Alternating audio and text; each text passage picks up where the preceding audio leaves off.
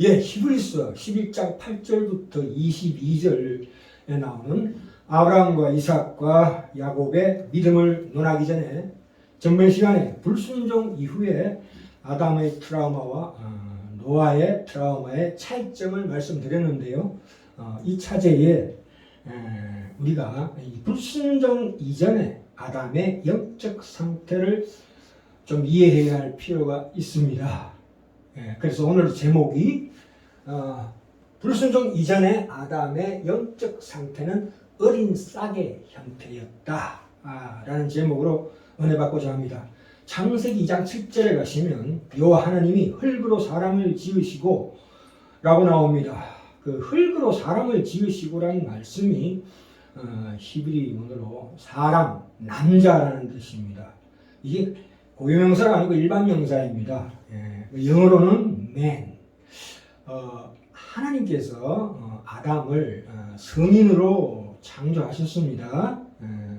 그런데 이 아담이 창세기 3장 20절에 보니까 아담이 그 여자인 그 아내를 하와라 하였으니, 하와라는 것은 생명이라는 뜻입니다. 그러므로 그 모든 산자의 의미가 되미더라 이렇게 말씀하고 있습니다. 그러니까 그 당시에 이 하와 같은 경우에는 참 복받은 여자라고 얘기들 합니다. 왜냐하면 남편으로 삼을 사람이 딱 한 사람밖에 없으니까 고민할 필요 없고, 시어머니도 없으니까 시달릴 필요도 없고, 다른 남자가 없으니까 남편이 바람필 염려도 없다고 얘기들을 합니다. 참 일리 있는 말씀입니다. 이 당시에, 그러니까 불순종 이전의 아담의 상태는 참으로 이 몸과 영 간의 갈등이 전혀 없었습니다. 완벽한 조화만이 있었다는 것입니다. 왜냐하면 양심이 이 사실을 확실하게 분명하게 정언하고 있습니다. 우리가 우리 안에 있는 절대 타자인 일반은 총으로 주신 이 양심이라는 것은 우리가 죄를 지을 때마다 수시로 우리를 비난한다. 그 비난한다는 것은 인간이 원래 죄가 없었다는 확실한 증거입니다. 그래서 우리는 마음속으로 죄를 지은 것이 참으로 잘못이었다고 느낄 수 있습니다. 그렇다면 타락하기 전에 아담과 오늘날 중생하고 구원받은 우리 인간의 차이는 무엇인가에 대해서 우리가 궁금한데요. 그 차이는 아담은 마치 어린 싹과 같은 형태로 아담 안에 존재하는 것인데, 그것이 아직 완전히 발달하지 않았다는 뜻입니다. 그러니까 예를 들자면 완전한 밤과 완전한 밤나무의 차이라고 볼 수 있습니다. 서로 완전하다는 것은 서로 똑같은 거지만, 그러나 서로 연관되어 있고 완전한 그 밤나무의 잠재력이 그 밤 속에 포함되어 있다 이렇게 이해하시면 됩니다. 물론 이 어린 싹 안에 완벽한 형태로 존재하고 있었지만, 그러나 아직은 완전히 발달한 것은 아니었다 이렇게 이해하시면 됩니다. 말하자면 예비 상태에 있었다 이렇게 생각하시면 됩니다. 이것이 매우 큰 영광과 존엄으로 이어질 수도 있었고, 반대로 타락으로 인하여 타락으로 이어질 수도 있었다 이런 뜻입니다. 발달할 수 있는 여지가 있었다 이렇게 이해해야 합니다. 왜냐하면 에덴 동산에 생명나무를 주셨습니다. 하나님의 그 의도적인 뜻이 거기에 포함되어 있습니다. 로마서 5장 12절에서 17절에 보시면 아담은 오실자의 표상이다 14절에 이렇게 나와 있습니다. 물론 하와는 계시록의 어린 양의 아내, 교회를 의미한다고 봅니다. 우리는 예수 그리스도 안에 있기 전에 아담 안에 있었습니다. 인류의 대표권이죠. 그러니까 이 예수 그리스도와 아담은 우리의 인류의 대표자였다 이런 뜻입니다. 고린도서 15장에 보시면 우리 예수 그리스도를 둘째 아담, 마지막 사람, 마지막 아담이라고 칭하고 있습니다. 그러니까 모든 인류의 족보의 끝에 오신, 그러니까 예수님은 결혼 안 하셨기 때문에 후손이 없기 때문에 우리 모든 인류의 족보의 끝에 오신 분이다 이런 뜻입니다. 우리는 아담의 족보 안에 있었다. 그래서 창세기 5장에 죽었더라 죽었더라 죽었더라 이렇게 나오죠. 그 아담 안에 있는 족보는 예외 없이 다 죽습니다. 그러나 마태복음 1장에 나오는 예수님의 족보에 들어가면 낳고 낳고 낳고 이렇게 나옵니다.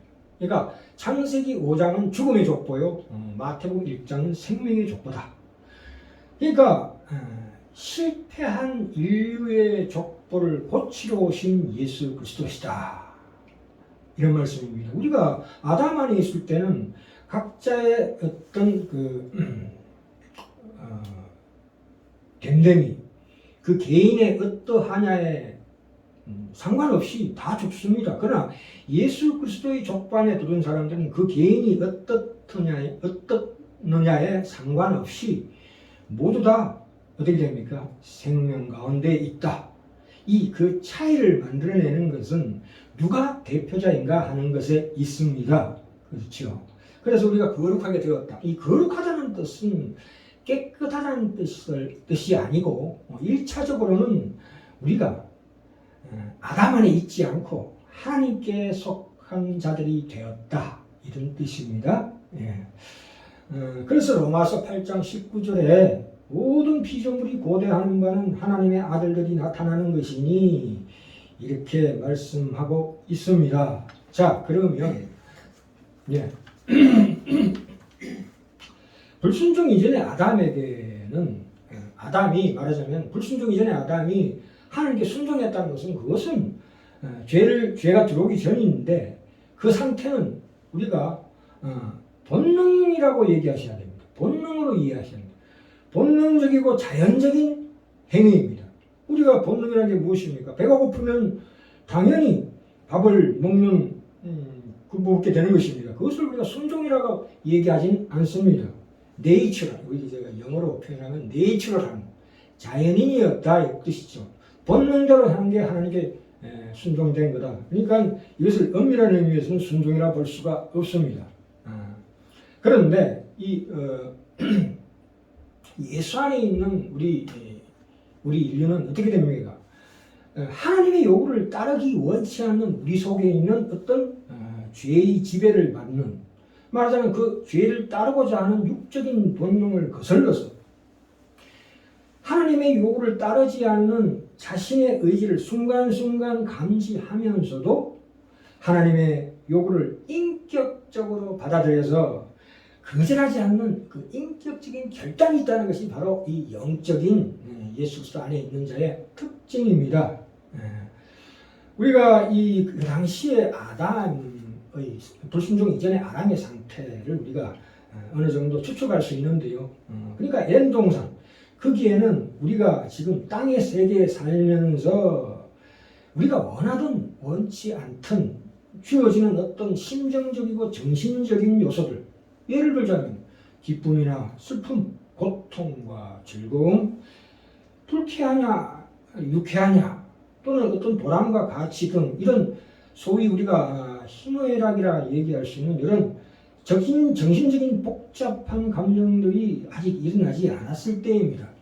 말 그대로 자연과 하나가 되었다, 이런 뜻으로 우리가 이해해야 합니다. 우리가 에덴 동산을 우리가 낙원이니 이렇게 칭하는 것은 아무래도 그게 동화 같은 얘기가 아닌가, 이렇게 이해됩니다. 그렇죠.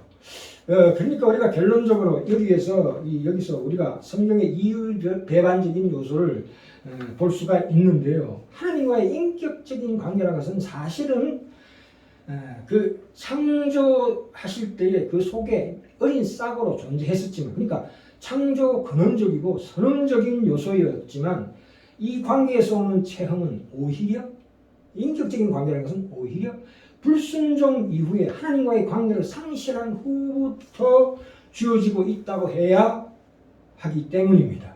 그렇죠.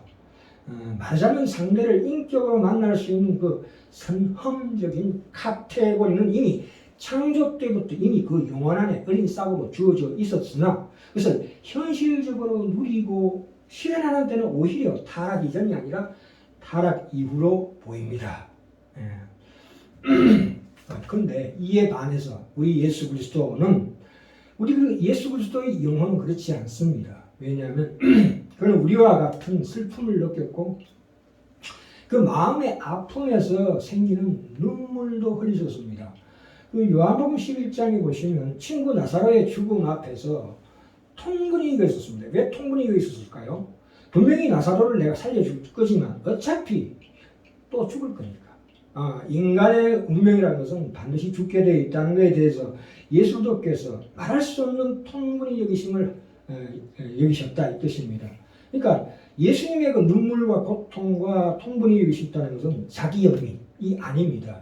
자기 연민을 계속되는 어떤 그 염세주의나 비관주의자의 감정과는 전혀 다릅니다.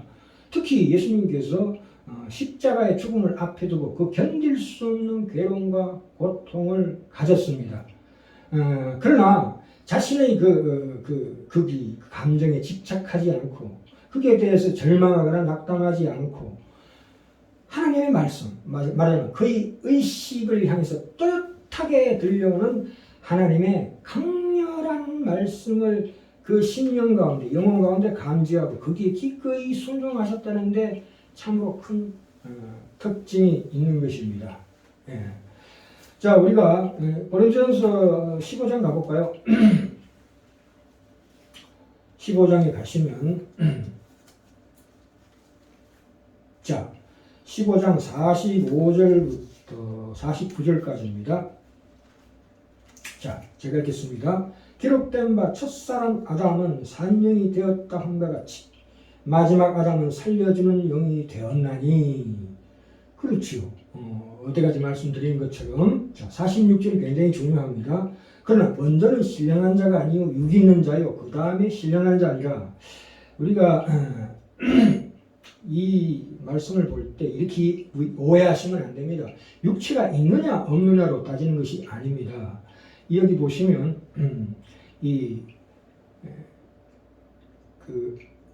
창세기 2장 7절에 보신처럼 사람이 생명이 된지라고 나옵니다. 그 히브리어 원어로 네페시, 헬라어로 부시케라고 합니다. 그걸 영어로는 living soul이라고 합니다. 우리말로는 생명, 산영 이렇게 이해합니다. 그러니까 첫사람 아담의 육체는 내추럴했다, 자연인이었다 이 뜻입니다. 그러나 신령하지는 않았다 이 뜻이죠. 그의 전인격과 전 존재가 아직은 어린 싹의 존재에 불과했다 이 뜻인데, 우리 마지막 아담 예수 그리스도의 육체는 영적이었다, 스피리추얼했다. 이제는 몸까지 그러하다 이 뜻이죠. 몸까지 영혼만 구원받은 것이 아니라 우리 몸까지 신령해지는 것을 우리가 기다리고 있다. 그게 하나님의 약속이다 이 뜻입니다. 그래서 몸의 구원이 이루어지기 전까지는 우리는 아담의 후손의 몸을 가지고 있을 수밖에 없다는 뜻입니다. 그래서 47절에 보시면 첫사람은 땅에서 났으니 흙에 속한 자이거니와, 그렇죠. 흙에 속했기 때문에 우리는 비록 영적으로 영혼으로 구원받았지만 그러나 우리 육신은 죽어서 흙에 묻히게 됩니다. 그러나 둘째 사람 예수 그리스도는 하늘에서 나셨느니라 이렇게 얘기합니다. 그건 부활되는 몸을 얘기하고 있죠. 그래서 48절에 무릇 흙에 속한 자는 즉 흙에 속한 자들과 같고 무릇 하늘에 속한 자는 즉 하늘에 속한 자들과 같으니, 우리가 속한 것이 어디입니까? 우리는 지금 땅에 속한 자가 아니라 하늘에 속한 자다. 그러니까 그때까지는 하나님께서 우리에게 주신 그 구원의 감격과 최고의 기쁨들을 사실은 약속 속에서만 누리고 있다 이 뜻입니다. 그래서 몸의 구원의 완성이 이루어지기까지는 우리는 아담의 후손으로서 몸을 가지고 있을 수밖에 없다. 우리는 완성된 구원을 소유한 것이 아니기 때문에 그런 자각 속에 있어야 된다 이 뜻입니다. 그러니까 지금 그 구원의 완성의 과정 중에 있다, 그 노정 중에 있다. 그것이 하나님의 궁극적인 뜻이었다 이런 뜻입니다. 참으로 우리가 이 구원의 감격을 우리가 파편적으로 살아가면서 우리가 말씀을 봅니다만은 그 진정한 구원의 감격과 최고의 기쁨은 지금은 진정으로 맛볼 수가 없습니다. 그렇기 때문에 히브리서 11장 1절에 뭐라고 말했습니까? 믿음은 바라는 것들의 실상이요 보지 못하는 것들의 증거다 이렇게 말씀합니다. 그 실체는 아직 소유하지 않고 있다. 그것은 믿음 속에서 약속으로 소유하고 있다 이 뜻입니다. 우리가 이 하나님의 뜻을, 하나님의 이 의도적인 뜻과 상황적인 뜻이 있어요. 그 다음에 궁극적인 뜻이 있는데 그건 다음 시간에 말씀드리기로 하고요. 인간의 능력으로는 논리적으로 다 이해할 수 없는 신비의 영역입니다. 하나님의 뜻이라는 것은 그렇게 간단하지 않습니다. 주기도문에 보시면 뜻이 하늘에서 이루어진 것 같이 이 땅에서도 이루어지다는 그 뜻이 바로 아담이 어린 사인 것에 하나님께서 만족하시지 않고 큰 나무가 되는 그러한 과정을 밟으신다. 그것이 하나님의 애초에 계획하시고 하셨던 그 의도적인 뜻이었다. 그러나 타락으로 인해서 말하자면 예수 그리스도의 십자가로 말미암는 구원이 있어야 했다. 그것이 말하자면 상황적인 하나님의 뜻입니다. 그래서 그것이 결국 궁극적인 하나님의 뜻. 아까 우리 고린도서 15장 45절부터 49절에 읽은 것 같이 49절에 우리가 흙에 속한 자의 형상을 입은 것 같이, 그렇죠? 그래서 어차피 죽을 수밖에 없는 것 같이. 그러나 또한 하늘에 속한 자의 형상을 입으리라. 그것이 하나님의 약속입니다. 그러니까 우리의 영혼의 구원은 이미 이루어졌고 이제 몸의 부활, 영원한 존엄과 영광으로 갈 것이다 라는 하나님의 약속을 우리가 믿는 겁니다. 그걸 믿는 것이 믿음이다 이런 뜻입니다. 다음 시간에 말씀드릴 아브라함과 이삭과 야곱의 인생 가운데서 하나님께서 이 뜻을 무한히 다양하게 말하자면 이 역사 속에서 이 분산되어서 하나님의 의도적인 뜻과 상황적인 뜻과 궁극적인 뜻이 다양한 형태로 나타나게 되는 것을 우리가 함께 다음 시간에 공부하도록 하겠습니다.